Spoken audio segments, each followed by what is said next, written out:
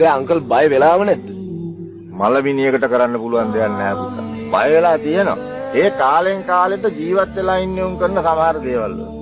ඒ වුණාට අංකල් හුඟක් අය කියනවානේ මේ කන තුල හොල්මන් දැකලා තියෙනවා කියලා. හැබැයි මෙහෙම දේවල් තියෙනවා.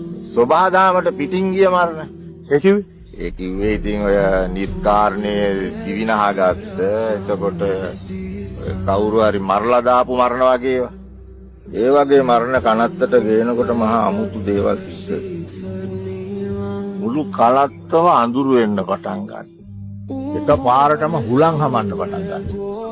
එකපාරටම තාලයකට මේ ගස්කොළන් හුළඟ වැනෙන්න පටන් ගන්නවා. හරියට මේ මරණ වලට මේ ගස්කොළන් පවල් වැළපෙනවා.